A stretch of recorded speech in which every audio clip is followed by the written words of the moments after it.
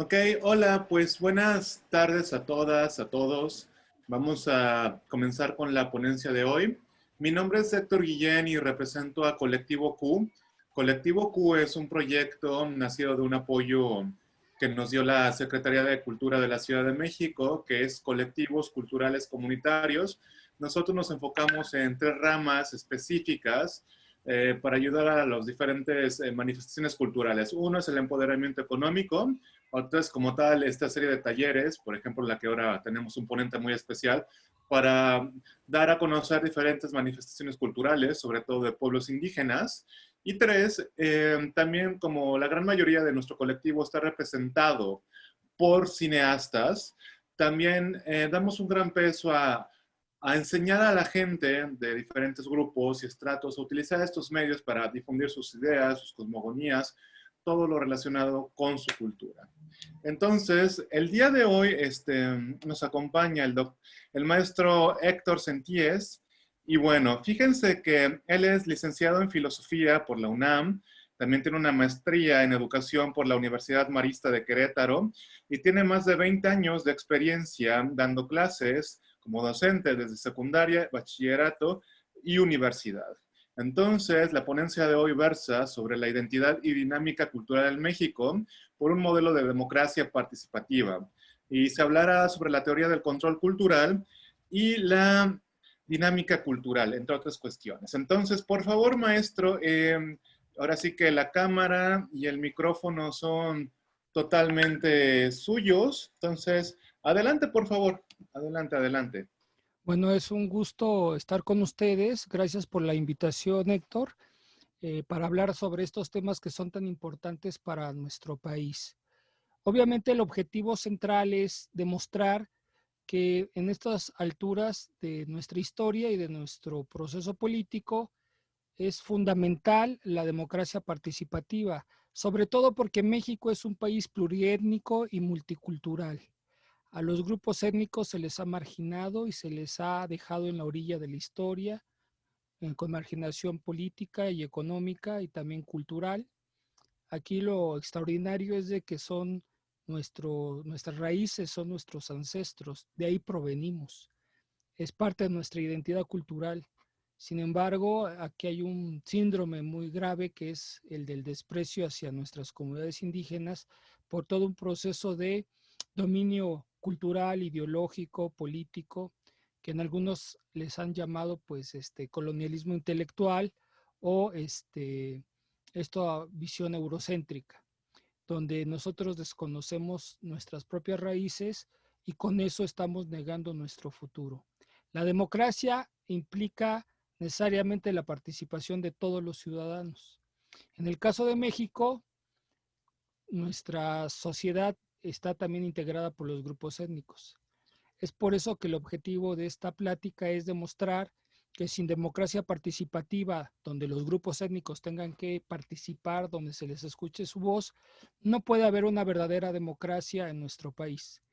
Yo sí creo que vamos transitando hacia la democracia en esta ocasión y que necesitamos reconocer el valor de los pueblos indígenas.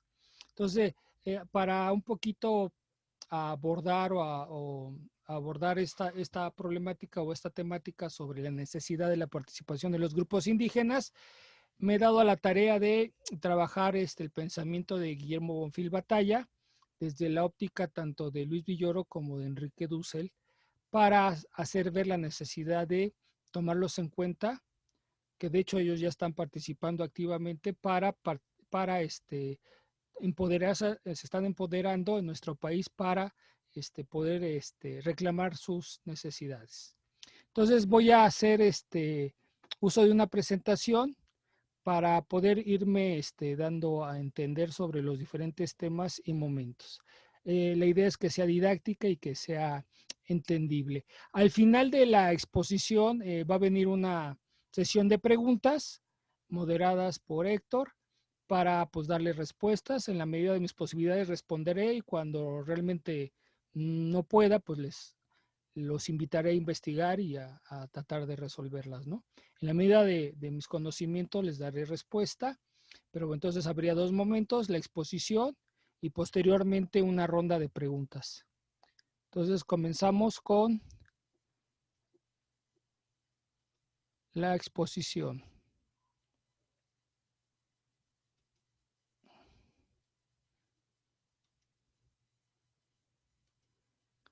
Bueno, ese es mi nombre, Héctor Sentíes Villa. Identidad y dinámica cultural en México por un modelo de democracia participativa.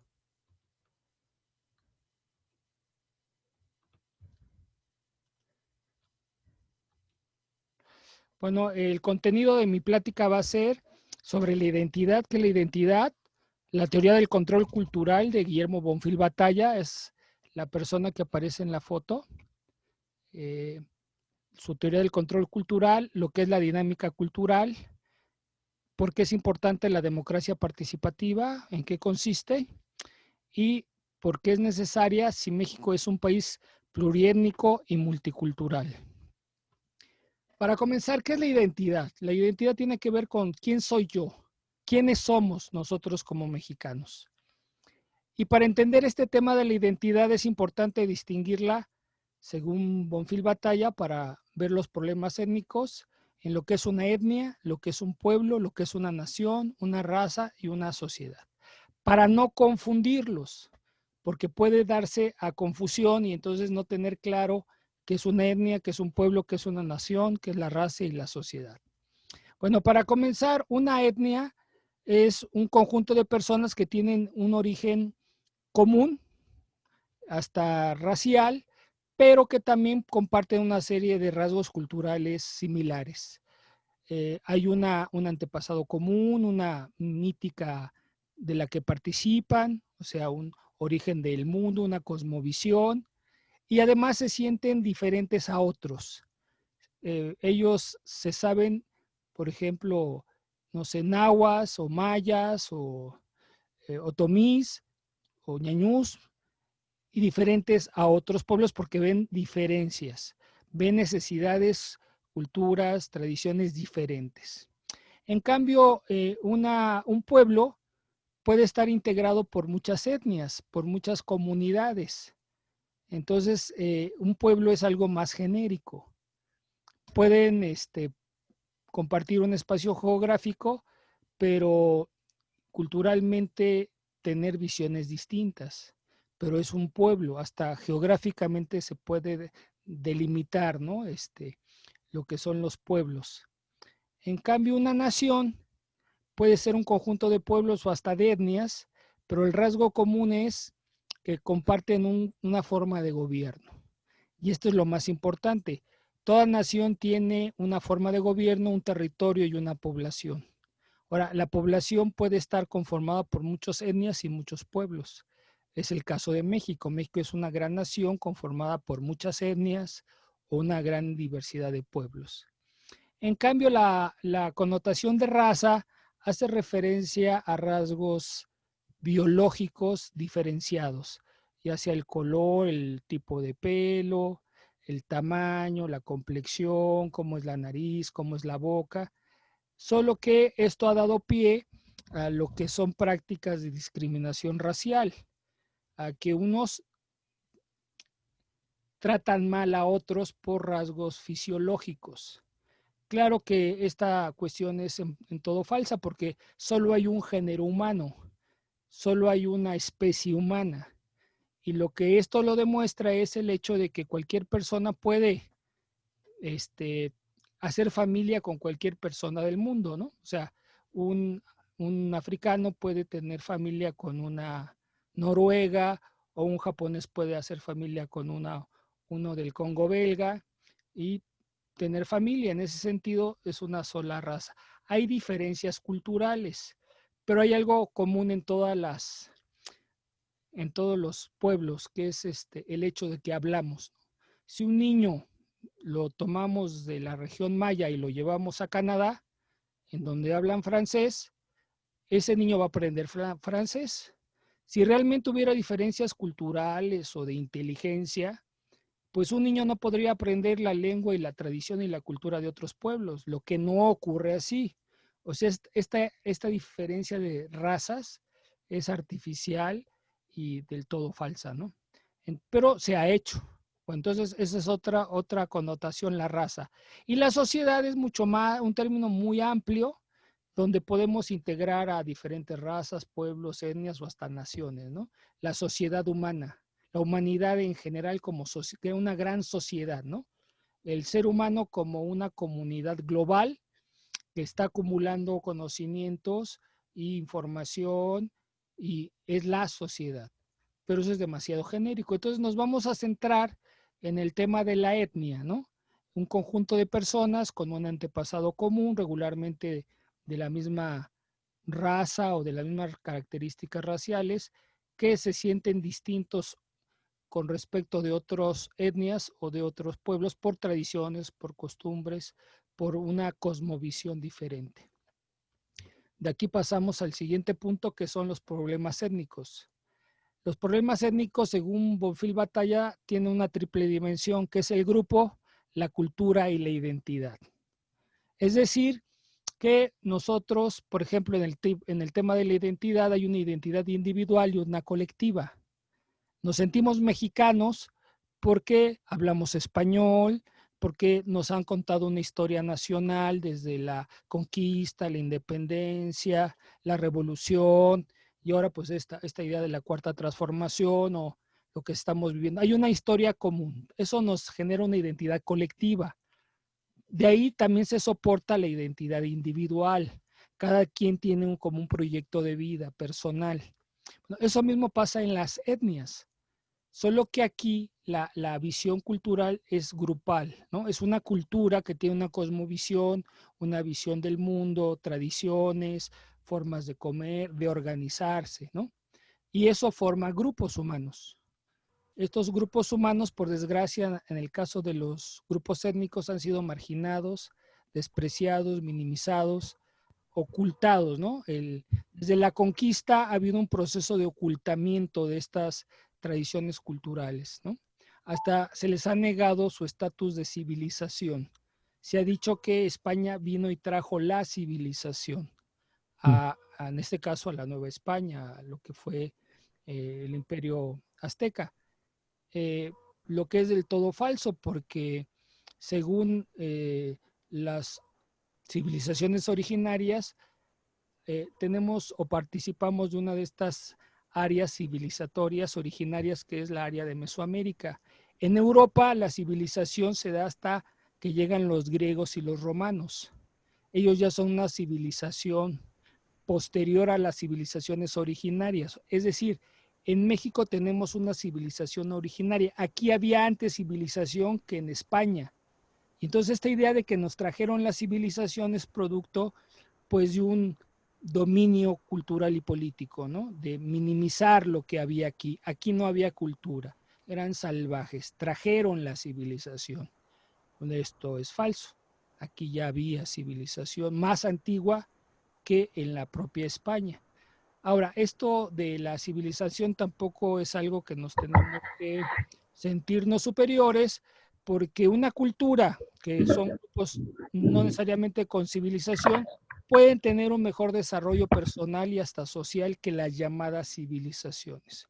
Está el caso de los vikingos, que ellos jamás constituyeron una civilización, pero sí una cultura fuerte y poderosa, al grado que hicieron invasiones y dominaron a civilizaciones más antiguas.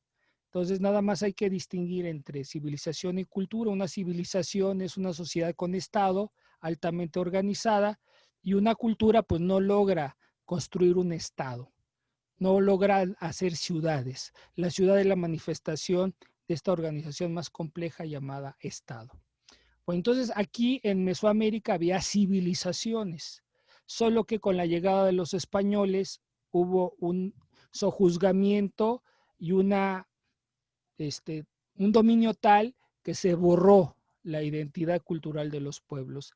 Y aunque había diversidad cultural, a todos se les llamó indios. Indio es un término equívoco de dominación que quiere decir tú eres inferior y tienes que ser dominado por los civilizados europeos. Entonces, aquí se da una serie de problemas étnicos donde hay marginación, donde hay explotación, donde hay despojos de tierras, y lo más grave es que son comunidades que le dan origen a lo que es la identidad nacional. Bueno, entonces continuamos con el tema de la identidad. Bueno, Bonfil Batalla propone, para no confundirnos en esto de que los indios son aquellos que son pobres, ignorantes, feos, y que si quieren mejorar o cambiar, tienen que abandonar su cultura, tienen que dejar de ser indios y convertirse en civilizados, en mestizos, en gente educada. Bueno, en este caso es una equivocación, y para resolver este tema, Bonfil Batalla propone la teoría del control cultural. ¿En qué consiste esta teoría? En mostrar que uno de los elementos más importantes, además de los elementos culturales que los tenemos en su lado izquierdo, también tenemos los ámbitos de decisión. O sea, ¿quién decide sobre esos elementos culturales? Bueno, las decisiones pueden ser propias cuando uno mismo es el que toma la decisión, o ajena cuando nos imponen esas decisiones. Ahora, los elementos culturales también pueden ser propios, y por propios se entiende que la comunidad los produce, los genera, los elabora. Por ejemplo, en el caso del pulque, si en la comunidad hay magueyes y saben cómo hacer el proceso para la extracción del pulque, ese es un elemento propio. En cambio, un elemento ajeno es aquel que no se produce, se trae de fuera. Como en el caso de la seda para los romanos tenían que comprar la seda a los chinos. Aunque los usaban los romanos, realmente quien lo producía era China. Ese era un elemento de una cultura ajena. Debido a que no lo producían, lo tenían que comprar o incorporar. Entonces, un elemento cultural propio es aquello que se genera por la propia comunidad, y pueden ser tanto materiales, pueden ser platos, cucharas, mesas, ropas, como inmateriales, como son historias, tradiciones, mitos. Entonces hay muchos tipos de elementos culturales. Aquí se hace hincapié en que si los produce la comunidad son propios, si los extraen de fuera son ajenos. Entonces se hace un cruce de las decisiones propias y de los elementos propios, se va a obtener una cultura autónoma. Si la decisión es ajena y el elemento es propio, es una cultura enajenada. Si la decisión es propia, pero el elemento es ajena, es una cultura apropiada. Si la decisión es ajena y el elemento es ajeno, es una cultura impuesta. Entonces vamos a ver el caso de cada uno de estos elementos por separado para un poco entender esto de la teoría del control cultural, para después ver su dinámica, cómo va transformándose esto. Entonces, el primer elemento que vamos a ver es la cultura impuesta. ¿Qué es la cultura impuesta? Son elementos culturales ajenos, como en este caso fue la religión católica después de la conquista, y las decisiones hacia los pueblos indígenas también fue ajena. Ellos no decidieron, en su gran mayoría, evangelizarse, sino que se les impuso. Y aquí en la imagen vemos cómo, para ser aceptados en la nueva comunidad española, se obligó a los caciques a ser bautizados con nombres regularmente de conquistadores o de santos. Entonces tuvieron algunos, sin quererlo, que bautizarse. Posteriormente, algunos de ellos siguieron llevando a cabo sus tradiciones paganas y fueron severamente castigados. Otros posteriormente aceptaron como propia la nueva religión. Pero este elemento en un primer momento fue una cultura impuesta. Luego tenemos la cultura enajenada. La cultura enajenada consiste en que los elementos culturales son propios, ¿no? Pero la decisión es ajena. O sea, otros deciden sobre nuestros elementos. Aquí en la primera imagen de su izquierda está Hernán Cortés quemándole los pies a Cuauhtémoc para que entregara el tesoro de Moctezuma. O sea, el tesoro era de los aztecas o de los mexicanos, y quería la decisión de apoderarse de esa riqueza era de Hernán Cortés. Entonces ahí tenemos una cultura enajenada. Y de este otro lado, en la imagen, tenemos el saqueo de las riquezas culturales de nuestro país. En la actualidad hay gente que se extrae, entra a las iglesias, se roba los cuadros o hace excavaciones clandestinas de centros arqueológicos para robarse piezas y venderlas en el extranjero a un alto precio. Entonces es una cultura enajenada, es elementos culturales que no son privados y llevados a otro lugar sin nuestro consentimiento. Luego tenemos la cultura apropiada, que es una cultura apropiada cuando los elementos culturales son ajenos y las decisiones son propias. O sea, nosotros queremos hacer uso de esos nuevos elementos culturales. El caso actual más prototípico es el Halloween en México. El Halloween es un elemento cultural extranjero, básicamente de los Estados Unidos. Sin embargo, en México se ha adoptado muy bien, ¿no? Los jóvenes ahora hacen fiestas de disfraces tipo Halloween, adoptan el Halloween para la festividad, aunque también aquí tenemos nuestro Día de Muertos, pero se mezcla. El mexicano ha querido adoptar esos elementos de otras culturas. Ahora, esto no es un fenómeno extraño, ni nuevo, ni extraordinario, es lo común de la historia humana, adoptar elementos de otras culturas.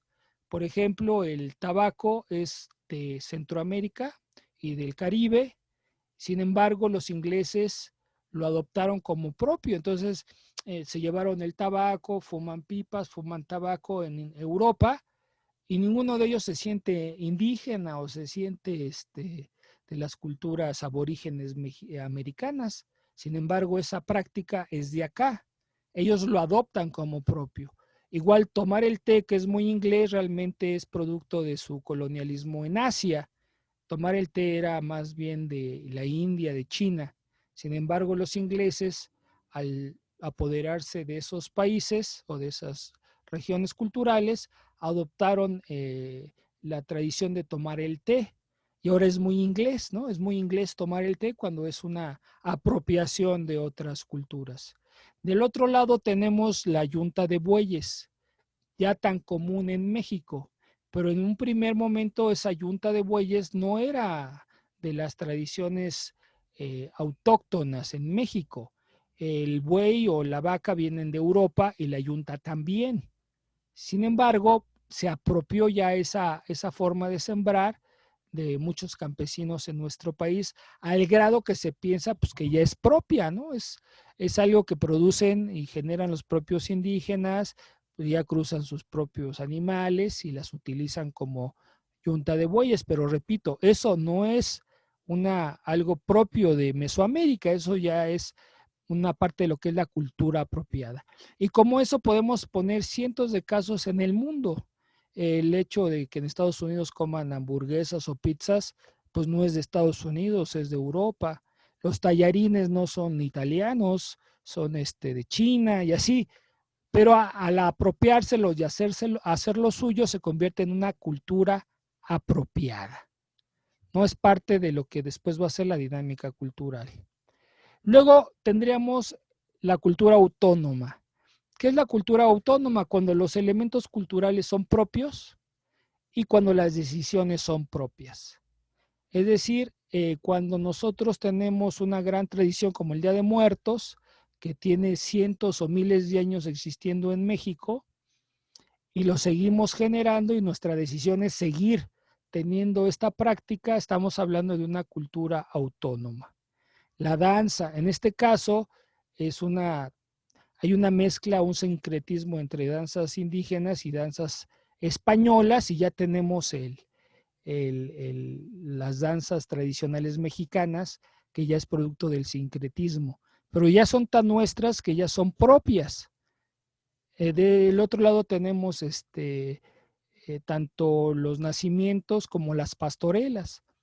La pastorela se adoptó en la época de la colonia, posteriormente se dejó de usar y hace poco, creo que en los 60, 70, un estudioso del teatro novohispano los retomó, los recuperó y se vuelve a activar esta tradición que es de la época colonial.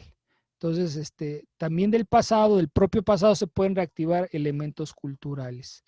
Ahora, puse aquí un automóvil que pues de forma despectiva un noticiero o un programa de autos inglés le llamó la tortilla. Lo puse porque ese auto se produce en México, se produjo totalmente en México, entonces es parte también de la cultura autónoma. No solamente lo antiguo o lo viejo o lo tradicional es parte de la cultura autónoma, también puede ser lo nuevo. Por ejemplo, en Japón, ellos han actualizado muchos inventos, han hecho sus propias empresas. Por ejemplo, las motocicletas no son generadas por los japoneses, fue un invento europeo, los automóviles tampoco. Sin embargo, hay muchas marcas japonesas, pero le han ya dado esa identidad de su país y es algo actual, moderno. Sin embargo, ha sido apropiado, ha sido manejado por las propias empresas japonesas y ahora ellos tienen una identidad japonesa en la industria automotriz. Es decir, la cultura autónoma no solo hace referencia al pasado, también puede hacer referencia al presente y al futuro, ¿no? Bueno, posteriormente tenemos la dinámica cultural. ¿Qué es esto? Que las culturas no se mantienen estáticas y estancadas. Muchas de ellas están en constante movimiento y transformación. No es extraño escuchar que para que los indígenas mantengan su cultura tienen que mantenerse pobres, ignorantes, atrasados, porque si cambian, si se modernizan, pues pierden su identidad cultural. Bueno, eso es del todo falso. Ya puse el ejemplo de Japón. Hay una identidad cultural con la industria moderna y ellos no dejan de ser japoneses por lo mismo. Igual otros países como China, ¿no? En la carrera espacial la empezó la Unión Soviética y la siguió Estados Unidos. Sin embargo, China también ya tiene sus naves espaciales con su identidad cultural. Entonces, esta capacidad de adoptar nuevos elementos culturales desde decisiones propias con una sentido de pertenencia, pues puede ser también en el presente. Los indígenas, claro que pueden tener empresas, industrias, ser ricos, tener una visión más moderna y no por eso dejar de ser indígenas. Bonfil tiene un libro muy interesante que se llama Cholula, la ciudad sagrada en la era industrial. Y es un libro muy interesante porque muestra cómo en Cholula, que era una comunidad indígena, le entró a la industria textil y lograron grandes avances y mejoras económicas en su modo de vida y eran indígenas y hacían sus fiestas y sus celebraciones indígenas, obviamente con mayores recursos económicos. A lo que me refiero es de que las comunidades indígenas pueden mejorar su situación económica sin perder su sentido de pertenencia. Entonces, aquí en la teoría del control cultural, por ejemplo, una cultura enajenada, que es la verde, la que está en la parte derecha del cuadro, puede convertirse posteriormente en una cultura apropiada. Es decir, a pesar de que el chocolate se lo llevaron a Suiza y lo mezclaron con leche, hicieron el chocolate de barra para mesa, para la leche, se puede retomar en México y ese chocolate ya bueno, de producto del mestizaje, después se hace cultura autónoma. O sea, con el paso del tiempo, elementos de culturas de otros pueblos, elementos culturales de otros pueblos, o aún una cultura impuesta, con el tiempo se puede hacer apropiada y después autónoma. Por ejemplo, en el caso del Halloween, es una cultura apropiada de los norteamericanos. Alguien diría, primero fue impuesta por su dominio cultural, pero después los mexicanos lo hemos adoptado como algo apropiado y con el tiempo puede después ser algo autónomo. Eso ha pasado a lo largo de la historia. Igual los grupos indígenas, por decisión propia, eso sí, pueden adoptar elementos de culturas modernas y no por eso perder su identidad.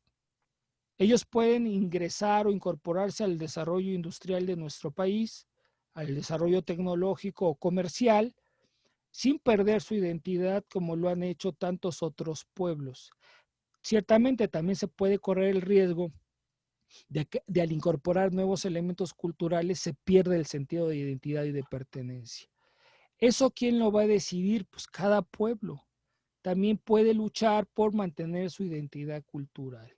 Y en el caso del Estado mexicano, tiene que coadyuvar a que no se pierda esa identidad a través de programas de cultura, apoyo a la pequeña y mediana empresa o a los comercios indígenas y ayudarles a que salgan de su pobreza sin que pierdan su identidad cultural.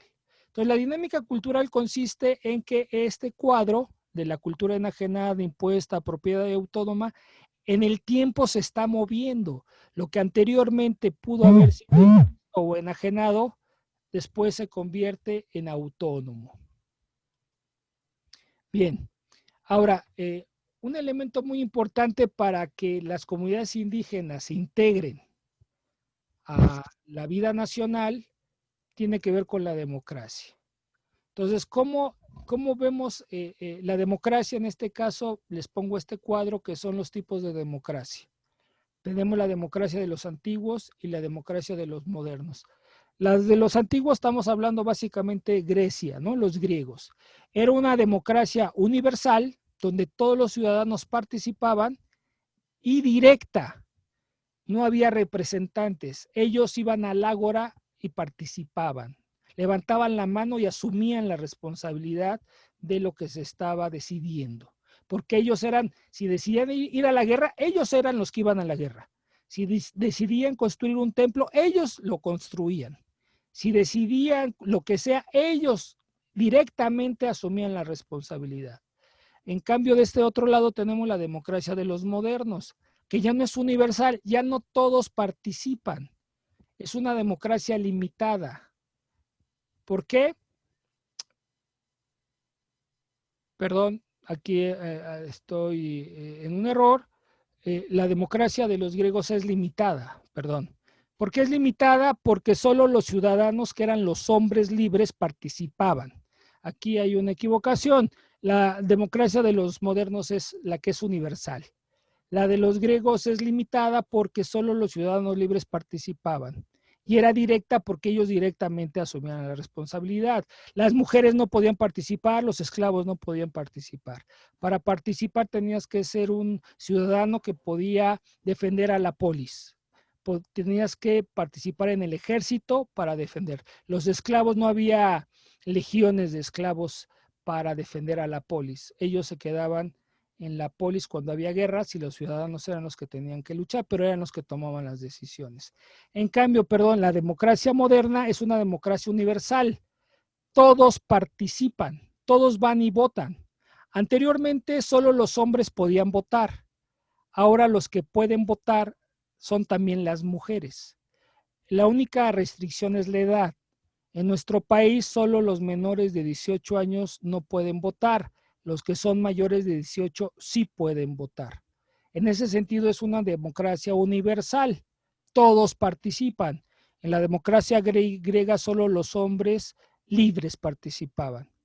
Aquí la diferencia es que es una democracia representativa. No todos vamos al Congreso a discutir qué es lo mejor para el país.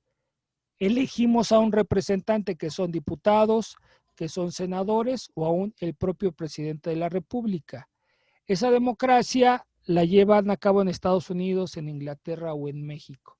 Y abajo tenemos las ilustraciones de la Cámara en Inglaterra, de la Cámara de Diputados de Estados Unidos y del Congreso, ¿no? En México. Son unos cuantos, en el caso de México creo que 500 diputados son los que toman las decisiones de la Cámara y del pueblo y son los que debaten y deciden. La diferencia es con los griegos es que todo el pueblo, los ciudadanos libres, participaban directamente y ahora a través de representantes. ¿Cuál ha sido el problema de este modelo? Que en nuestro país, debido a la corrupción, el pueblo tenía que soportar las injusticias de este modelo económico y político.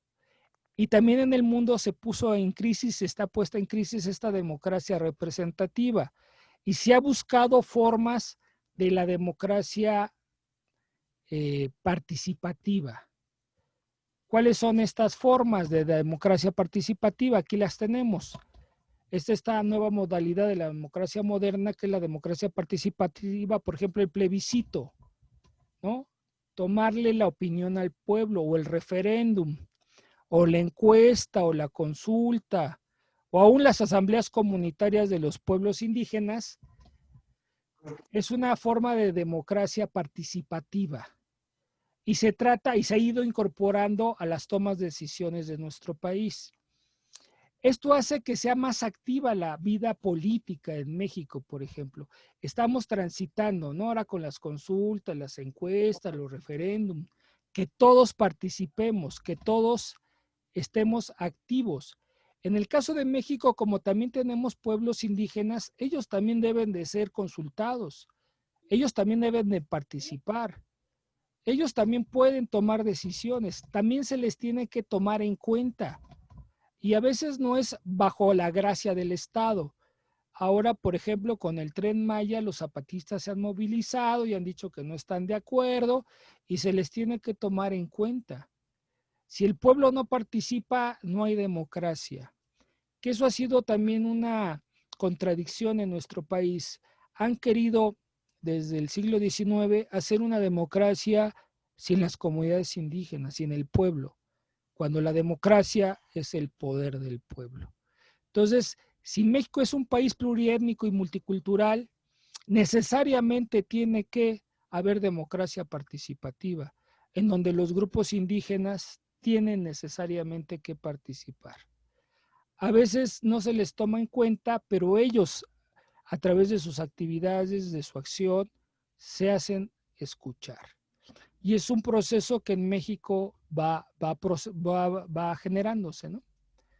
México es un país pluriétnico y multicultural, y la democracia participativa, desde mi punto de vista, es algo que no se puede frenar, y que vamos hacia un desarrollo democrático sin precedentes en la historia de nuestro país, y lo más probable que también en la historia del mundo, ¿no? Entonces, con eso quisiera cerrar. México necesita de una democracia participativa donde los grupos étnicos participen y sean tomados en cuenta.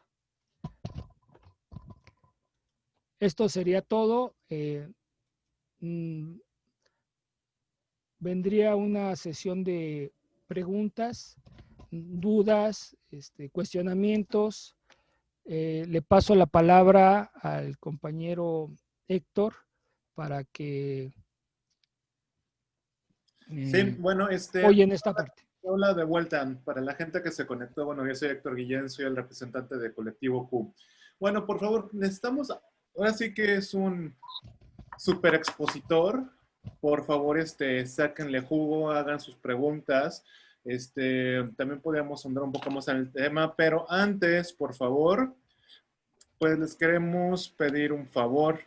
Y este favor, ¿cuál es? Miren, como les comentábamos, nuestro colectivo comunitario Q nace de un apoyo que nos dio la Secretaría de Cultura, ¿ok? De la Ciudad de México. Entonces, la Secretaría de Cultura nos pide, por favor, que pues demos listas de asistencia. Les pedimos, por favor, que en este momento les vamos a pasar un enlace a su, a la cuestión del chat de esta aplicación. Si alguien no supiera, si alguien no supiera, pues ahorita les decimos cómo verlo.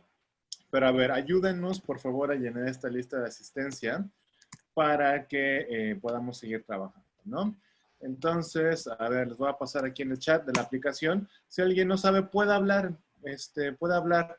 De todas maneras, nuestro WhatsApp pueden tenerlo 55 32 35 10 26. 55 32 35 10 26 si no supieran usar el chat. Entonces, a ver, voy a compartir una pantalla y les explico cómo se llena esto, porque los primeros cosas, los primeros elementos, ustedes no lo saben porque son cosas propias del colectivo, ¿no? También las preguntas, se las voy a poner preguntas y respuestas, pero en serio, también mientras vayan sacando jugo al ponente, a Héctor, Váyanlas pensando. Pero a ver, primera pregunta, folio del colectivo. El folio de nuestro colectivo, que es colectivo Q, es 585, por favor. 500, aquí lo voy a poner, 585. Ahora, segunda pregunta, si voy muy rápido me dice, nombre del colectivo cultural comunitario. Nosotros nos llamamos colectivo Q. Colectivo Q. Q significa nido en maya. Q significa nido, perdón, es la segunda pregunta. Nombre del colectivo cultural comunitario es nido en maya. Q, colectivo Q. Segunda pregunta.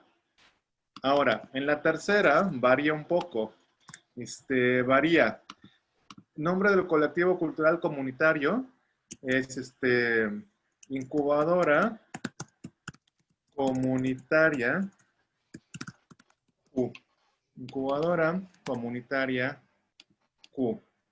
A ver, nombre del proyecto cultural, incubadora comunitaria Q. Por favor, ayúdenos a llenarlo en este momento porque se tiene que llenar en este día, en esta hora, mientras está abierta la sesión. Si hay dudas, me dicen, como quiera, también las estoy pasando en el chat. Nombre de la actividad a la que asiste. ¿Ok? Entonces, nombre de la actividad a la que asiste es taller. Le ponen taller, ahora lo van a ver. Taller, a ver, nada más que siempre se me pasa esto. Ya les digo el nombre correcto del taller porque tiene que ser muy específico. Miren, va a ser esto. Taller, cultura y preservación. ¿Ok? Taller, cultura y preservación. Taller, cultura y preservación. Cultura y preservación. 2 de 5. Taller, cultura y preservación, 2 de 5. Muy bien, perfecto. Siguiente pregunta, tipo de actividad. Tipo de actividad taller. Tipo de actividad taller. Taller, si los pongo aquí. O especialidad. Otros. Especialidad otros. Y bueno, esto de aquí ya es propio de pues de ustedes, ¿no? Su nombre, su edad, ese tipo de cuestiones. Ayúdenos, por favor. Pero bueno, yo ahorita sí quiero empezar con el ejemplo y quiero preguntarle unas cuestiones a Héctor. Bueno, ya nos hablabas acerca de estos modelos de democracia, de cuestiones que podemos implementar para tener una vida cultural más rica en este país. Pero, sin embargo, ¿podrías hablarnos, Héctor, de cuestiones, de estrategias un poco más concretas? O, ¿qué opiniones tú podrías darnos? ¿Qué estrategias podemos llevar nosotros en el día a día para llevar a cabo una democracia mucho más consolidada en este país? ¿Qué opinas tú? Bueno, un tema que es muy importante es el del diálogo. Si no sabemos dialogar, es decir, si no somos tolerantes, si no escuchamos opiniones distintas a las nuestras, si sabemos compartir, muy difícilmente vamos a vivir en un verdadero país democrático. Entonces se requieren talleres de diálogo, de discusión. Hay una modalidad muy interesante en filosofía para niños, en prácticas filosóficas que se llaman cafés filosóficos. Algo que sería muy interesante es armar cafés filosóficos donde la gente vaya a intercambiar ideas, puntos de vista. Obviamente se requiere una metodología muy particular, se requiere saber debatir, se requiere que el moderador dé tiempos. Nosotros ya en la televisión estamos viendo un poquito este tipo de debates con posturas de partidos políticos diferentes, pero hay que llevarlo también a las escuelas, a la plaza pública, a los cafés, a muchos espacios. Tenemos que aprender a dialogar con posturas con las que no compartimos para llegar a consensos, acuerdos y llevar una vida más democrática. Entonces, la implementación, repito, de mesas de análisis, cafés filosóficos, debates, en la escuela, que nos enseñen esto a hacerlo en la escuela, pero también en espacios públicos, que ahora ya lo estamos viviendo con más frecuencia, es necesario. Obviamente haría falta también espacios de debate o de diálogo con comunidades indígenas, porque ¿qué pasa cuando tenemos visiones del mundo tan diferentes? Podemos dialogar, podremos dialogar, llegar a acuerdos, llegar a consensos.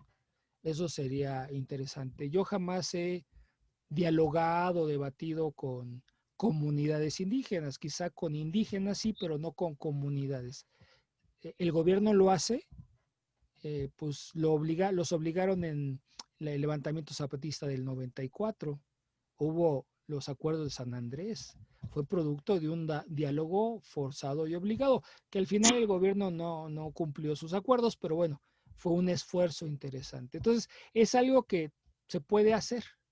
Hay que capacitarnos, talleres de café filosóficos, hay toda una serie de propuestas, cómo moderar, cómo llevarlos a cabo. Yo los hago soy maestro en pedagogía, los llevo a cabo en mis materias, café filosóficas, mesas de análisis, llevando a cabo estos procedimientos. Y la verdad, a los alumnos les gusta y les parece pues bastante interesante y el camino a seguir para la educación en nuestro país. No sé si contesté tu pregunta. Sí, de hecho, pues sí, sí me quedó muy claro. Bueno, y ahorita para dejar pie también a otros participantes que por favor en serio participen, pues mira, obviamente estas cuestiones que mencionas sobre cafés filosóficos son muy interesantes, son unas, a título personal, unas estrategias que considero que pues sí, deberían de implementarse en los centros educativos. Sin embargo, mucha gente tiene la percepción actualmente de que pues vivimos en una época muy polarizada y tal vez no sea propio de México, si se ve, pues se ve que realmente hay sectores muy polarizados en las sociedades de todos los países. Entonces, se llega a antojar un poquito pues difícil llevar a cabo con estas otras personas debates más filosóficos. O sea, en el día a día, con los grupos de ciudadanos que están hasta enfrentados, ¿cómo podemos empezar a implementar este diálogo? O sea, por ejemplo, a nivel nacional mucho se habla de, inclusive desde estos simples términos de chairo y fifí, ¿no? Entonces, ahí cómo podemos, en un ambiente pues sí un tanto más virulento, ¿cómo tú recomendarías empezar a llevar a cabo ese tipo de diálogo, ok? Mira, ya se está llevando a cabo en las televisoras, hay debates. Yo estoy sorprendido. Hace 20 o 30 años, ¿cuándo íbamos a ver un debate serio, real, sobre posturas diferentes, sobre cuestionamientos fuertes entre partidos políticos? Pues no, es reciente. Yo he visto debatir, por ejemplo, a Noroña con un periodista que cuestionaba lo de la rifa del avión. También a otros diputados los he visto en mesas de debates muy, muy interesantes. Y eso es algo que tenemos que reproducir. Es difícil. Yo creo que la tensión solo va a bajar con el diálogo, con el debate. Si no, o sea, si ya no lo están poniendo el ejemplo los poderes, los diputados, los senadores, ¿por qué no llevarlo a las aulas, a las escuelas? Ahora, no solamente se tiene que debatir sobre política, también hay temas de ecología, hay temas de problemas sociales, de violencia, de género. O sea, las temáticas son infinitas y hay puntos de vista, análisis diferentes. Se tienen que compartir. El tema es que ya lo estamos haciendo. Otro ejemplo fue el de los zapatistas.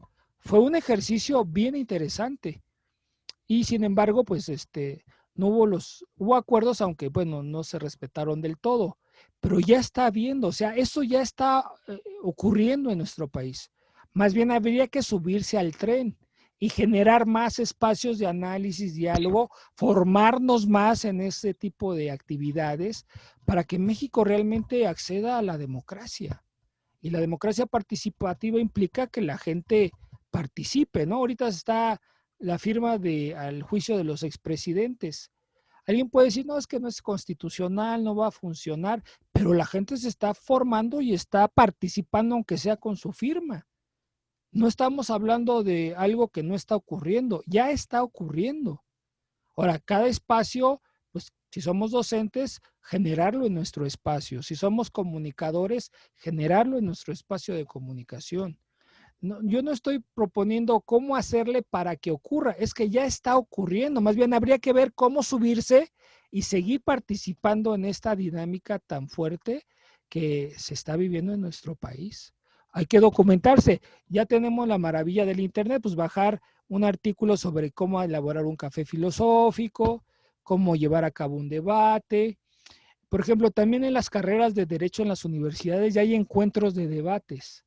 Y te lo digo porque yo he participado en algunos. Las universidades se juntan y debaten sobre ciertos temas. Hay toda una normatividad para llevar a cabo esos debates. Ya está ocurriendo en las universidades públicas y privadas de todo el país. Hay que se dé más, ¿no? Hasta en las tele llevaron hasta esos debates, hubo concursos, creo que en Canal 11 o 22 había estos debates, dejaron de hacerlos, pero ya se estaban dando. Yo creo que si alguien es abusado, pues le seguirá a este tipo de dinámicas. Bueno, no sé si contesté y no sé si creo que había más preguntas. Sí, hay más preguntas. Las leo, hay algunas que están aquí, te las leo y ya las contestas, por favor. Sí, Y en serio, bueno, si no sé, alguien no quiere hablar, puede escribir por el chat su pregunta, tal como lo hace aquí yo. Si dice, ¿cuáles son los riesgos de la democracia participativa? ¿Y cómo se relaciona con las tensiones que surgen desde las visiones que interpretan a los mecanismos de democracia directa como estrategias neopopulistas? A ver, adelante. sí, bueno, para comenzar, la democracia, alguien llegó a decir que es el peor de los sistemas de gobierno, porque es conflictivo, es un sistema conflictivo, pero agregaba, pero es mejor que los anteriores, ¿no? O sea, la democracia no es fácil. Pues ve por la... ¿Perdón? Ah, bueno, pensé que alguien había preguntado algo. Yo O creo sea, que fue una filtración. sí, o sea, es difícil. La democracia y más la participativa es conflictiva y es complicada, no es fácil, pero tiene una serie de ventajas. Que la gente esté informada, asume su responsabilidad. En otras formas, se da la corrupción, no hay transparencia, los gobernantes hacen lo que se les pegue la gana. Aquí el problema es que estamos transitando de un modelo autoritario a un modelo democrático, pero es un momento de transición.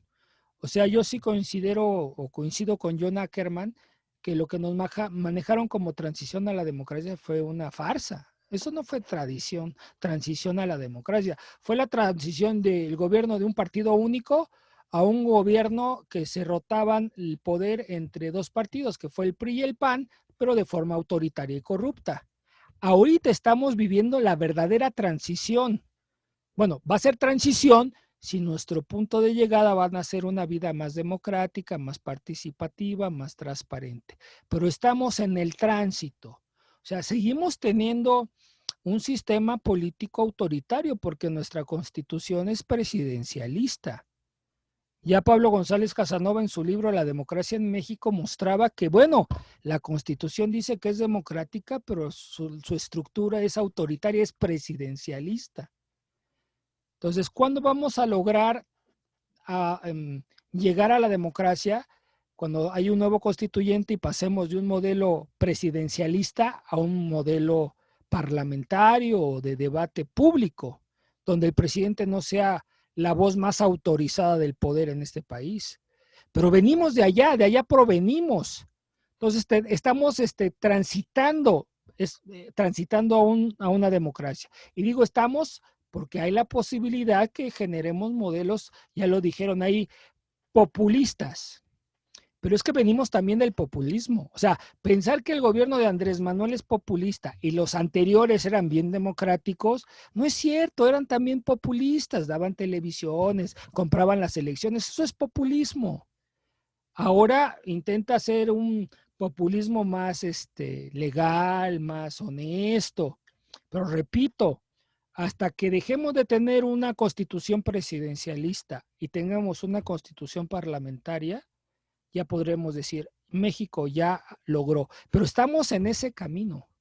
¿Cuál es la forma de evitar que vivamos permanentemente en un estado populista? Pues que la gente actúe activamente, que no hasta que le den un programa social o su tamal, actúe, que participe. La gente a veces es muy apática.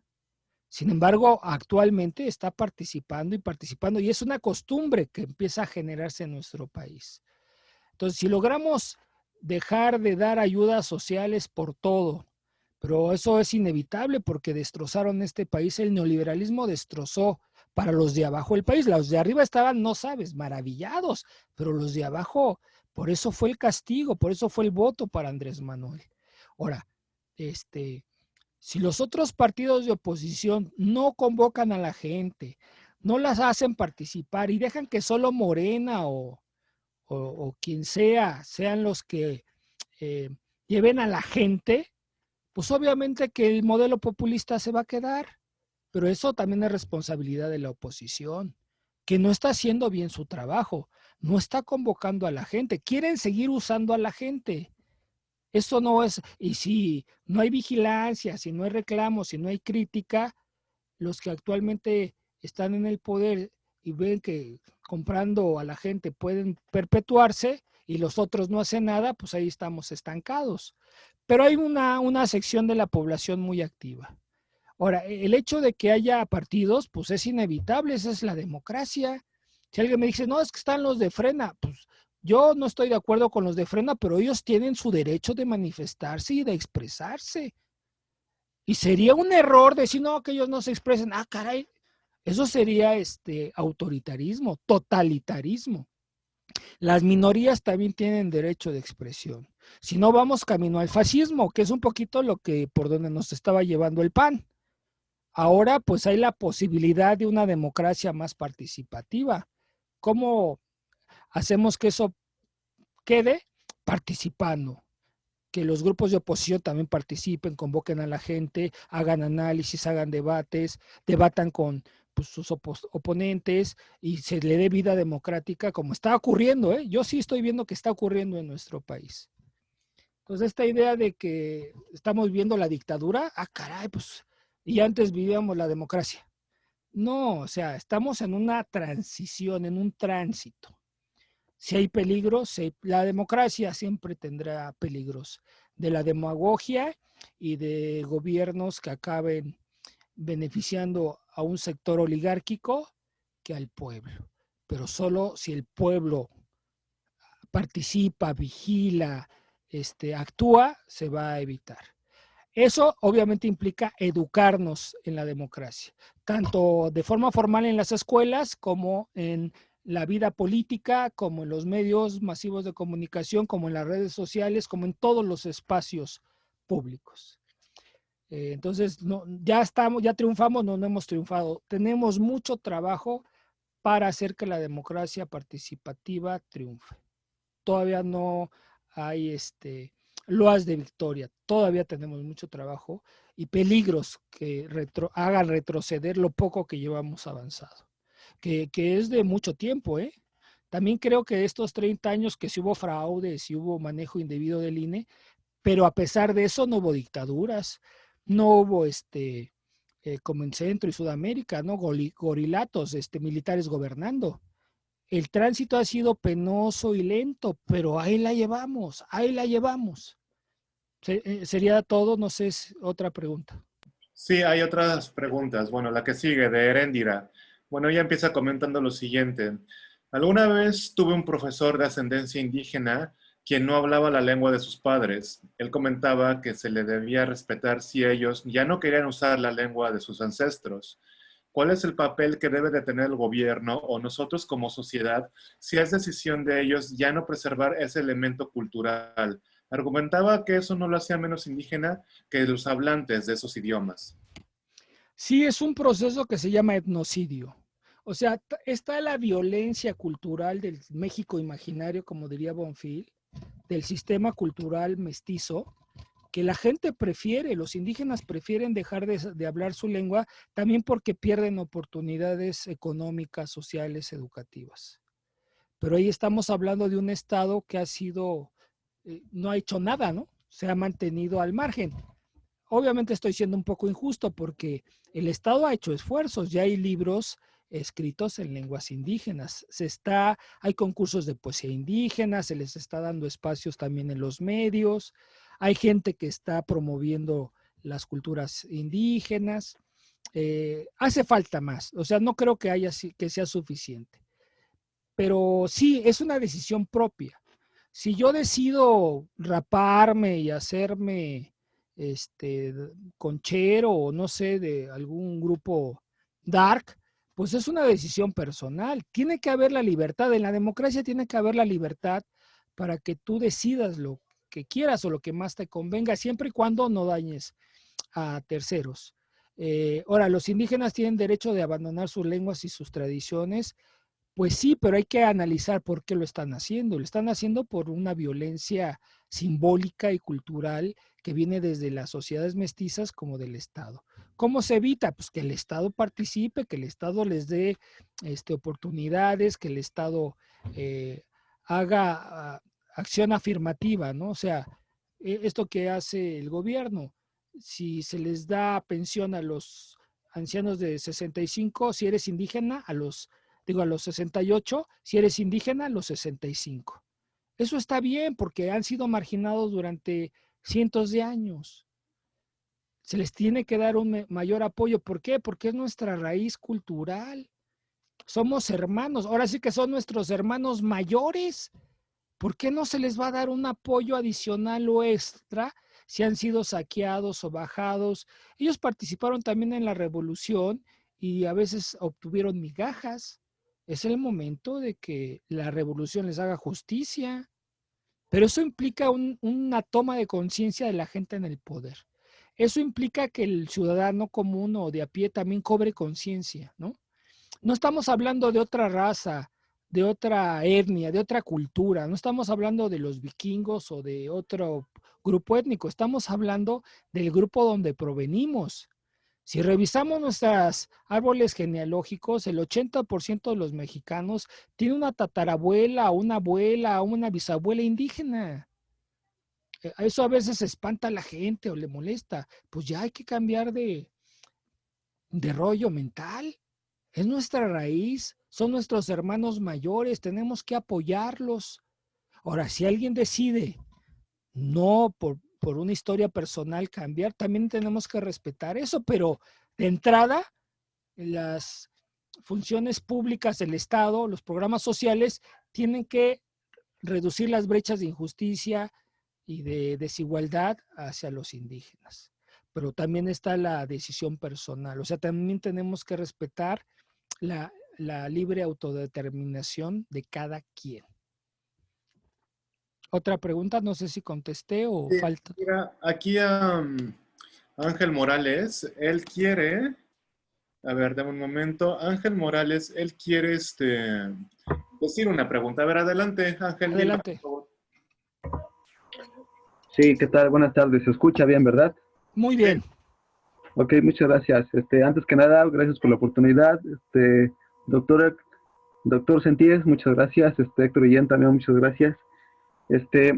Es un comentario y que va terminado con una pregunta rápida. Yo acabo de cursar una maestría en educación, o ciencias de la educación, y me di cuenta de algo. Ahorita que hablan precisamente de las culturas. Usted comenta que es pedagogo, ¿no? Ya ve que ahorita está muy de moda el constructivismo. Y ahí Vygotsky plantea que la educación solamente se puede dar dentro de una cultura porque la misma cultura te da el lenguaje para poder transmitir el conocimiento. Entonces, teniendo en cuenta, por ejemplo, que las razas hoy en día ya no existen, como lo argumenta Mario Sabán, que es un doctor español importante, él dice que las razas ya no existen y que hay una especie de mestizaje global porque las culturas se han intercambiado, ¿no?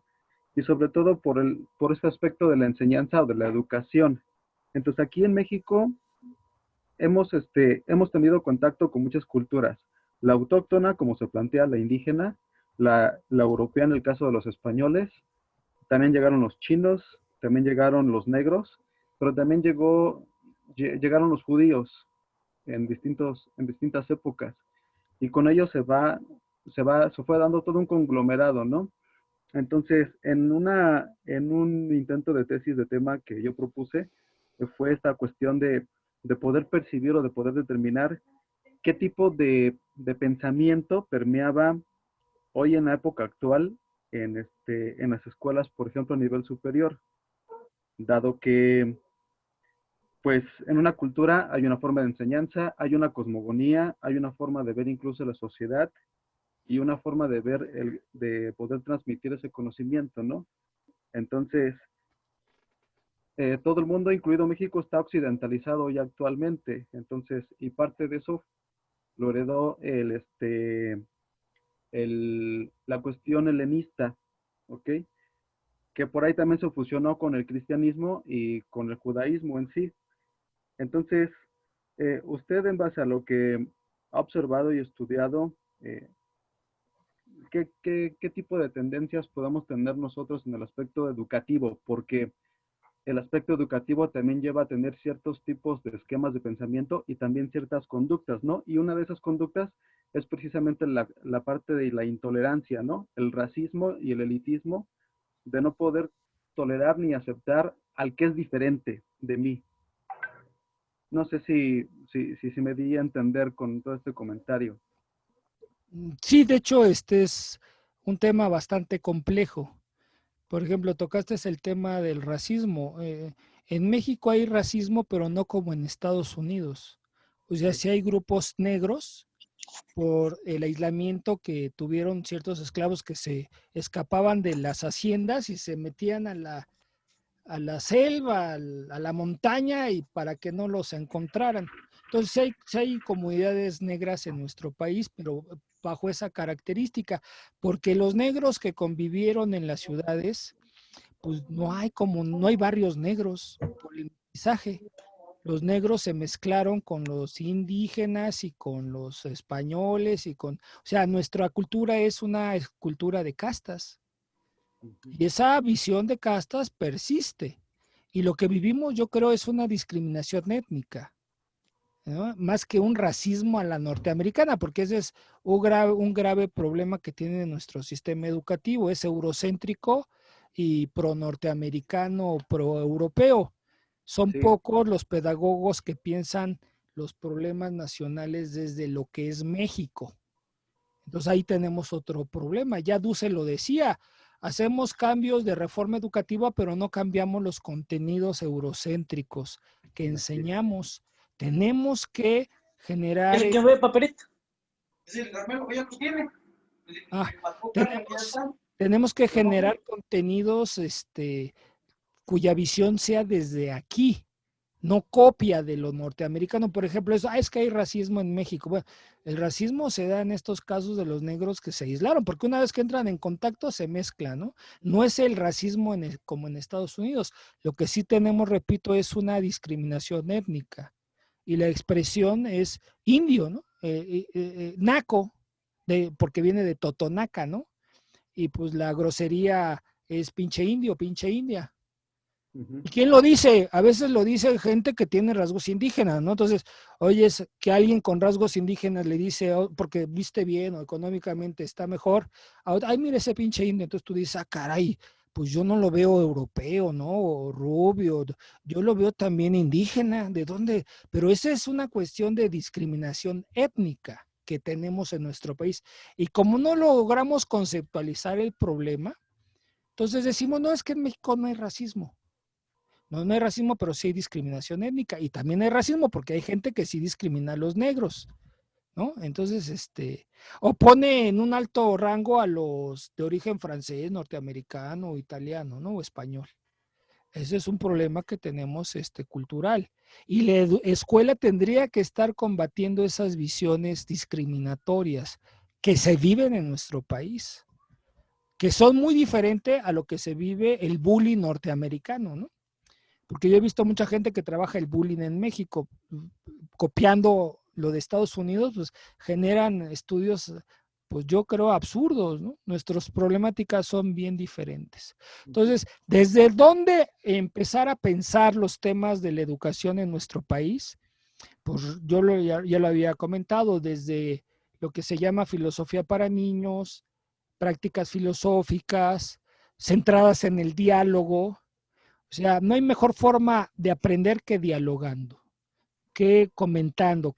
¿Tú qué piensas? ¿No? ¿Tú qué piensas sobre este tema? Ya después leeremos, ya después analizaremos las investigaciones, a los estudiosos, pero hay una voz propia. Recuperemos nuestra voz propia. ¿Tú qué opinas? ¿Tú qué piensas? ¿Tú qué dices? Y generar espacios de diálogo entre los mismos estudiantes, ¿no? Se requiere una capacitación por parte del docente, sí, pero tampoco es 2 doctorados, ¿no? Es algo que se puede llevar a cabo con talleres de educación del diálogo, si le quiere llamar así. Y ya hay videos, está Oscar Brenifier en su página de prácticas filosóficas, hay un tal Coan que tiene otra proyección diferente sobre qué son los cafés filosóficos, está Filosofía para Niños de Liebman, hay una corriente mexicana, o sea, hay pensadores, hay libros que abordan el tema del diálogo y yo creo que esa es la respuesta, no estamos inventando de la nada, o sea, el tema del diálogo viene desde la mayéutica socrática. O sea, no es una cosa que estemos descubriendo hoy. Tiene 3,000, 5,000 años de existencia. Tenemos que actualizarlo, reactivarlo. Una educación dialógica, mayéutica, problematizadora. Desde la pedagogía de la pregunta de Freire, hay un libro ahí interesante que se llama Pedagogía de la Pregunta. Y hay otras visiones filosóficas que abordan ese tema. El mismo Heidegger, Martín Heidegger, tiene un libro algo complejo por la forma en que escribe que se llama ¿Qué significa pensar? Entonces, desde aprender a pensar, no transmitir conocimientos, que también es importante, sino aprender a pensar. Si aprendemos a pensar y enseñamos a pensar a nuestros estudiantes, de ahí viene. Entonces, el constructivismo yo creo que fue un peldaño más hacia el aprender a pensar y regresar a las tradiciones filosóficas que no solo son grecorromanas, también tenemos mesoamericanas y pues tratar de nosotros enriquecerlas y compaginarlas. Ahora, México tiene una raíz muy importante que es la raíz española. Recordemos que España era parte del Imperio Romano. Recordemos que Roma fue poderosamente influenciada por los griegos. Entonces nosotros tenemos una raíz directa de Grecia, Roma, España, México, pero también tenemos una raíz muy importante que es toda nuestra tradición mesoamericana. Y hay estudiosos como Miguel León Portilla, Matos Moctezuma, López Austi, López Luján, o sea, hay una cantidad de estudiosos que han trabajado las culturas y el pensamiento mesoamericano. Entonces hay que también retomar esa parte, ¿no? Ahora, en la época actual estamos en una crisis, la modernidad está en una crisis, es la crisis del racionalismo. O sea, se pensó que la razón lo iba a resolver todo y dejó de lado las partes estéticas, afectivas, de valores, que ahora nos están haciendo falta. Entonces, dentro del pragmatismo y el utilitarismo racional moderno que está destruyendo al planeta, tenemos que recuperar esta lectura de un pensamiento analógico, que es el pensamiento prehispánico, el pensamiento del Medio Oriente, budismo, o sea, otras lecturas de la realidad que no solamente se centran en la eficiencia científico-tecnológica que Occidente acabó realizando, aunque hay que decirlo que la filosofía nació como un amor a la sabiduría. Y por sabiduría no se limita solo el pensamiento científico-tecnológico. La sabiduría también tiene que ver con un hacer buscando el bien común, con un contemplar. Alguien decía, un buen maestro primero tiene que saber contemplar la realidad. Y la contemplación no es una categoría racional, es una categoría más estética o mística que racional. Entonces, tendríamos que también regresar sobre ese tipo de pensamiento que es mesoamericano, que es de nuestras raíces originarias, y tiene que ver también con la cuestión de la contemplación, de la mística, de otras formas de pensar y de vivir. Entonces, la filosofía occidente solo la ha limitado a un pensamiento cientificista, y ese es su error. Tenemos que abrir esa visión de la filosofía también a una concepción estética, humanista, repito, mística, de otros contenidos. Y es una labor que Occidente ahorita no lo está haciendo. Y tenemos nosotros que irlo trabajando poco a poco porque pues es de acuerdo a las posibilidades. Además, tiene que ser también un pensamiento colectivo. Ya no es el gran autor que se echa su rollote, porque eso acaba en los libros de las bibliotecas que después ya nadie consulta o nadie entiende. Más bien tenemos que buscar más un pensamiento colectivo, de intercambio, de diálogo. Si hablamos de una filosofía del diálogo, tenemos que generar una cultura dialógica. Bueno, me puedo extender, pero hasta aquí le quiero parar. No sé si contesté la pregunta. Creo que no, porque hubo otros temas que tocó y fue Bueno, compleja. Bueno, hasta aquí le paro. ya saben ustedes que pueden seguir haciendo preguntas. De hecho, Emilia Barca, que es la gestora cultural, aquí tenemos una pregunta pendiente de ella. Dice así, ¿cómo se puede dar la democracia en grupos donde a nivel interno no todos son considerados iguales, ni tienen los mismos derechos ni obligaciones, como alguno en especial, Emilia? Pero a ver, ¿algún comentario, Héctor? Creo que tienes que reactivar tu micrófono. Ya. A ver si, Pues, adelante, Emilia. Bueno, si quieres complementar, por favor. sí, bueno, hay algunos grupos donde, sobre todo las mujeres, no tienen los mismos derechos que los hombres. Entonces, ¿cómo podría la democracia incluir a estas mujeres si dentro del mismo grupo no están incluidas? O no están incluidas de la misma manera, o tomadas tomadas en cuenta del mismo modo. Bueno, creo que en este caso es pues a través de la lucha, de una lucha constante de reclamar, de participar, de no quedarse callados, de denunciar, y que pues sí, es ir cuesta arriba, porque ciertamente hay espacios donde a la gente no le permite, ¿no? Ahora, no todos los espacios sociales, la democracia es la forma idónea, ¿no? Para llevar a cabo los procesos. El ejército no puede llevarse de forma democrática porque creo que en la Guerra Civil Española el ejército, los milicianos estaban viendo qué colina tomaban y en la discusión pues fueron masacrados todos. Entonces, la democracia en actividades militares pues no funciona, ahí es otra lógica. En el gobierno de una escuela o de ciertas dependencias, pensar que todo tiene que ser democrático también lo veo complicado. En una familia, ¿no? Imagínate que los niños pequeñitos también, al igual que los padres, tomen las decisiones. O sea, se les puede tomar en cuenta, se les escucha, pero decir, no, es que ellos ya lo dijeron, ya son mayoría, entonces los padres tienen que acatarlo y son niños de 3 o 4 años, ahí no son los espacios, ¿no?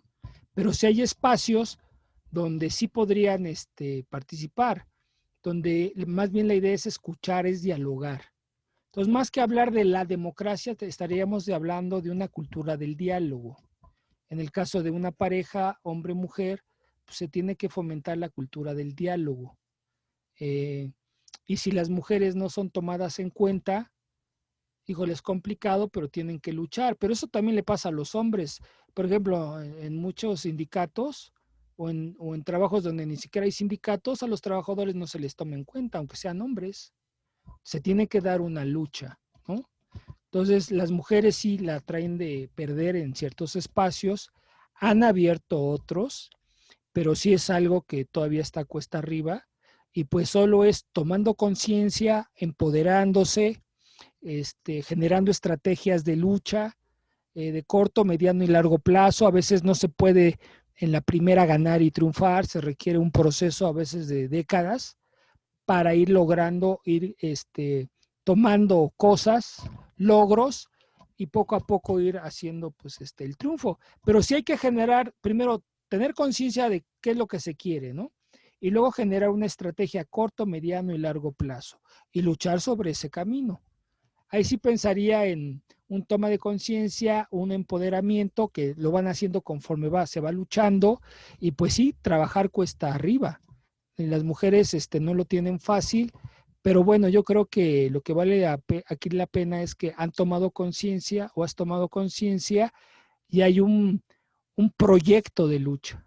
Es lo que nos motiva a movernos y a actuar y no caer en el desánimo, ¿no? O sea, todavía la humanidad no ha logrado liberarse totalmente de todas las taras que tenemos, que hemos heredado y que estamos construyendo actualmente. Entonces, es un camino de lucha que nos va a permitir tener poco a poco logros. Pues sería lo que podría decir al respecto. Ok, perfecto. Bueno, antes de continuar, discúlpenme por favor que sea tan enfático en esto, pero ya quien lo hizo, por favor haga caso omiso. Pero si alguien no lo ha hecho, necesitamos que llenen una lista de asistencia. Misma que les acabo de enviar un enlace aquí al chat de la aplicación. Si alguien no supiera usar ese chat, digo mi WhatsApp y ahí me escriben y me piden el enlace y ya. Bueno, ahí ya está el enlace en el WhatsApp, en el chat. Mi WhatsApp es 55 32 35 10 26, 55 32 35 10 26. Tienen que llenarla ahorita, por favor, este mismo día. Bien, les doy las respuestas y las preguntas. Miren, la primera pregunta es folio del colectivo cultural comunitario. Nuestro folio es 585. Aquí la vamos a poner. Estoy poniendo las respuestas también en el chat. 585. ¿Ok? Ahora, segunda pregunta. Nombre del colectivo cultural. Somos colectivo Q. Q es nido en maya, como les hemos indicado en reiteradas ocasiones. Bueno, ahí está. Nombre del proyecto cultural comunitario. Ahí varía un poco, no es lo mismo. Nombre del proyecto cultural comunitario es Incubadora Comunitaria Q. Ahí está. Incubadora Comunitaria Q. Ahí está. Nombre de la actividad a la que asiste.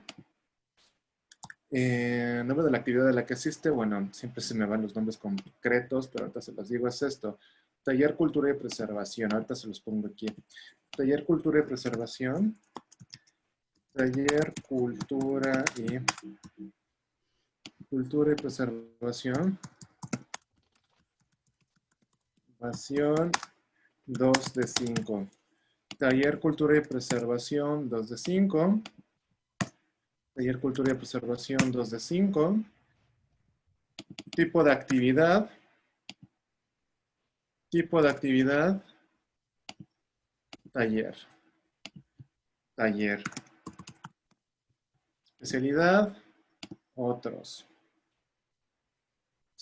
Especialidad. Otros. Ahí está. Y bueno, ya lo demás son pues cuestiones personales. Su nombre, su edad, si pertenecen a algún grupo étnico, si tienen alguna discapacidad, su género, la fecha de hoy, pues la del taller. Aquí pueden seleccionar el calendario. La hora, bueno, de inicio, que son 17 horas, 17 pónganle. Y aquí ya colonia donde viven y ya. Sus datos están protegidos por el aviso de privacidad de la Secretaría de Cultura de la Ciudad de México. Pero bien, entonces, bueno, vamos a, ahora sí como dicen, vamos a proceder. Llénenlo, por favor, muy reiterativo, antes de que ustedes mismos, antes de que nos vayamos, ¿no? Pero, ¿algo más? ¿Alguna otra pregunta? ¿Algo por el estilo? A ver, yo me voy a tomar la libertad, Héctor, de hacer una última pregunta. Sé que he estado, sé que he estado participando mucho. A ver si damos pie a que los demás también sigan participando. Pero yo, por mi parte, esto que te voy a hacer es la última pregunta. Mira, mencionas que, estamos en ese proceso de una verdadera transición hacia la democracia y ya se están dando varios pasos. Actualmente, tal vez hasta de una manera despectiva a las personas más jóvenes, inclusive quizá las que ya nacieron en el nuevo milenio, se les llega a denominar generación de cristal, porque parece que son personas hipersensibles, que les molestan sobre todo cuestiones, pues, ¿cómo llamarlas? Tradicionales pues, que parecen resultar discriminatorias, ¿no? Entonces, mi pregunta va enfocada, esta gente, o sea, ya nació con un chip, ellos, ¿de dónde podremos decir esta generación que pues, le llaman de cristal, que siempre levanta la voz, siendo tan joven, digamos, ¿tú qué opinas? ¿De dónde nació todo esto? Obviamente no creo que hayan tenido ya un chip integrado. Como son una generación digital, ya al estar prácticamente acunados con el Internet, eso les dio una mayor amplitud de miras, una mayor, llamémosle, aceptación de otras culturas, de otras manifestaciones. ¿Tú qué opinas al respecto, Héctor? Pues mira, yo lo que veo es que debido a las nuevas tecnologías de la comunicación y la información, lo que es el Internet, las redes sociales, eso abrió un campo no esperado en la cultura. Anteriormente nuestra cultura era muy vertical. Todo lo que podías informarte era en la radio o en la televisión, que estaban totalmente controladas por el Estado. Cuando se dan las nuevas tecnologías, las redes sociales, las computadoras, los jóvenes se expresan libremente. Y eso el Estado ya no lo pudo controlar. Por eso el mismo Andrés dice benditas redes sociales. Porque cualquier persona puede abrir su grupo de amigos, de hobbies, de lo que quieras, y libremente expresarse en las redes. Eso antes no lo teníamos. Tú tenías que callar y obedecer. Y lo más que podías hacer, y lo dijo el dueño de Televisa, era cambiar de canal. Es lo único que podías hacer. Y ahora no, ahora tú puedes hacer tu canal y decir lo que tú quieras del presidente, el presidente municipal, del gobernador, sin que vayan y te maten. Eso es un cambio que nosotros no vivimos en la infancia o en la juventud, en mi caso. Pero en cambio, las nuevas generaciones, hasta como una forma de vida, ¿no? Se hacen youtubers y de ahí pueden vivir, comentan lo que quieran, pueden ser irrespetuosos, chistoretos, divertidos, y no hay esa persecución que anteriormente era brutal. Entonces, tiene que ver con el desarrollo de las tecnologías. Aquí el tema es que una cosa es la fantasía, una cosa son las series de televisión y otra cosa es la realidad. Y ahí es donde la generación de cristal se rompe, porque en las series, pues una persona puede hasta darle en la torre a 50, ¿no? Les pega y los superhéroes. Pero en la realidad no es así, te tropiezas, te caes, te andas hasta matando. No puedes hacer lo que se te pegue a la gana, no puedes ir con un grupo de narcotraficantes y decirles, no, pues yo les voy a partir su mandarín en gajos. Eso no es real, eso es fantasía. Y es cuando esta generación de pronto siento que no distingue entre las series y la realidad. Y la realidad ahorita es dura, va a ser dura y va a seguir siendo más dura. Ya se anunció que hay una crisis, que la crisis va a tocar fondo, que todavía no tocamos fondo, que vamos a vivir muchos problemas sociales todavía por esta crisis. ¿Qué va a hacer los jóvenes que vieron series donde había ricos, millonarios, aviones, y ahora se está combatiendo eso? Pues obviamente que hay problemas, ¿no? Jóvenes que piensan que acabando su carrera universitaria van a tener la gran vida porque va a haber los grandes salarios.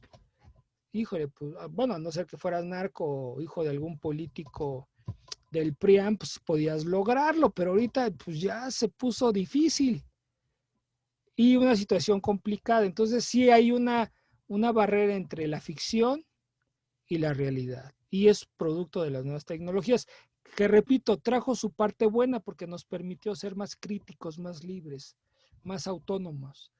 Pero también está generado una visión de la realidad muy fantasiosa y algo equivocada. Por eso es importante, desde mi punto de vista, pues la filosofía, la historia, la literatura, la reflexión, el diálogo, porque eso nos puede ubicar en nuestra realidad, en la realidad. No sé si te contesté a tu pregunta. Exactamente. Pues bien, mira, Héctor, pues parece que ya no tenemos más dudas, más comentarios. Pues si es así, pues no me cabe más que agradecerte a nombre de todo Colectivo Q, como aparte del representante que soy. Ya, disculpa, hay una Galaxy J6, tiene una pregunta, no sé si me dejas leerla y contestarla rápido. Ok. Dice, fui precandidata a la presidencia municipal de La Paz, Estado de México. Estuve en la terna, la única mujer que no era integrante de una tribu de Morena, solo militante. La actual presidenta municipal me negó la participación en la administración solo por haber sido su contrincante interna. Soy ciudadana responsable, apoyé el movimiento obradorista. Me niegan el apoyo de cualquier trámite de gestión social local. Mi comentario es que la 4T posicionó personas sin intención de transformar, soy discriminada. Bueno, es cierto, realmente no en todos los casos los candidatos han estado a la altura de la misión histórica de la Cuarta Transformación. Todavía hay gente que buscó el puesto para robar, eso es una realidad. Solo que hay diques, se han ido poniendo diques. Y ahora en la nueva elección del 21, pues todavía hay gente muy arribista que quiere buscar los cargos para, pues, de alguna forma enriquecerse o no me den, ponme donde hay. Pero la dinámica ya es diferente. Ciertamente ese fenómeno, pues, es una inercia que tenemos y que no va a desaparecer de la noche a la mañana, quizá 2, 3, 4 o 5 elecciones. Y eso, a ver, hay que observarlo, hay que participar, hay que denunciar. La compañera tiene razón de estar enojada, pero no es la única, ¿eh? En todo el país ha pasado eso, es inevitable, pero la inercia y la tendencia es al cambio y a la transformación, ¿eh? No se está tolerando la corrupción. Yo creo que algo que va a quedar un poquito pendiente es esta visión de una educación más incluyente, más democrática. El problema de la violencia, pues al final del sexenio vamos a empezar a ver algo de resultados, porque no es inmediato. Es imposible que sea inmediato, tendría que ser mago Andrés Manuel para en 2 semanas ya resolverlo todo. O sea, esa es una visión muy irresponsable.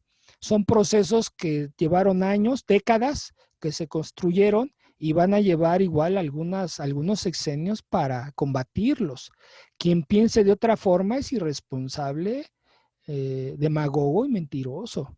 Entonces, estos procesos que habla la compañera, que es segregada, discriminada, es cierto. De hecho, mucha gente lo padece también, pero también hay una inercia al cambio y la transformación. Yo le diría a la compañera que no se deje, que ella siga luchando, que busque hablar con la gente, hacer alianzas con otros compañeros y pues la democracia es a veces el conflicto, pero para el bien del pueblo.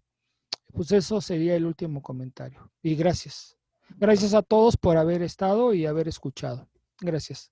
Te agradecemos mucho, Héctor. Realmente ha sido pues, maravilloso escucharte y tener otros puntos de vista, como tú lo dices. Pues bueno, de nueva cuenta, yo soy Héctor Guillén, soy representante de Colectivo Q, un proyecto nacido de un apoyo de cultura de la Secretaría de Cultura de la Ciudad de México llamado Colectivos Culturales Comunitarios. También agradecemos mucho a Emilia Barca, nuestra gestora cultural en este proceso. Gracias a todos y estamos a sus órdenes. Buenas tardes.